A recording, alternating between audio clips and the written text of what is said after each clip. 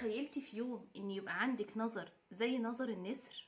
الجدة دي عندها 80 سنة وعندها رؤية واضحة جدا. مش محتاجة لأي نضارة أو أي حاجة تقوي البصر عندها. البصر من أثمن الحواس عند الإنسان. للأسف كتير مننا عندهم مشاكل في الرؤية.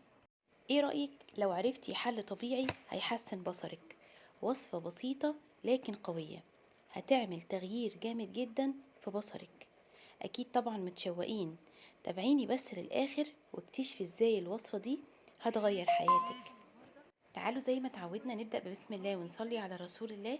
والمكون بتاعنا النهاردة وبطل حلقتنا هو الخيار. الخيار فيه ألياف وفيه سكر وفيه بوتاسيوم وفيه مغنيسيوم وفوسفور ويود وفيتامين بي وسي كمان. علشان كده بيأخر الشيخوخة وبينظف الجسم من الكوليسترول. ودلوقتي تعالى اقول لكم انا بعمل ايه. جبت خياره، غسلتها كويس جدا جدا، وقطعتها وطحنتها في الخلاط بشويه من الميه، حوالي كوبايه. ممكن تزودي الكميه لو عايزه.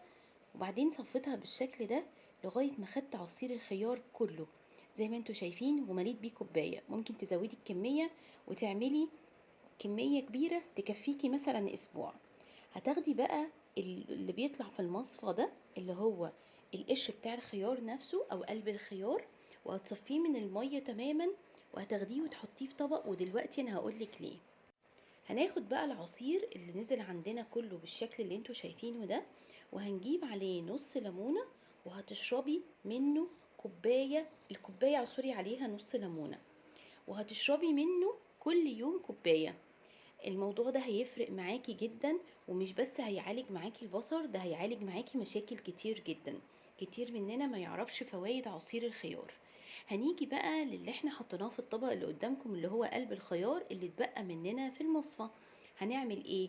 هنجيب شاش او منديل، وياريت بقى لو تسقعيه في التلاجة، وهتحطي الباقي من اللي هو بواقي الخيار اللي موجودة في الصفاية، هتحطيها في الشاش او المنديل وتسقعيهم جامد جدا في التلاجة، وحطيهم على العين واستخدميهم كل يوم على العين اليمين والعين الشمال كمان. ودلوقتي بقى بعد ما عرفتي اكتر عن قوة الوصفة الطبيعية دي عشان تحسني الرؤية، اوعي بقى تستني كتير علشان تجربيها. المكونات بتاعتنا زي ما انتوا شايفين مش مكونات، بسيطة وسهلة وميسورة وموجودة عندك في تلاجتك. عشان تحققي رؤية أوضح وأكتر حدة، ابدأي بسرعة بالوصفة دي، وأكيد أكيد مش هتندمي. ما تضيعوش وقت كتير وفلوس كتير على المنتجات التانية. لو وصفتي النهارده عجبتك وشفتي الفيديو للاخر، كل اللي عليكي انك تعملي اعجاب ومشاركه لكل اصحابك عشان الكل يستفاد. ولو كنتي تابعتي الفيديو معايا للنهايه، اكتبي كلمه عصير خيار في التعليقات.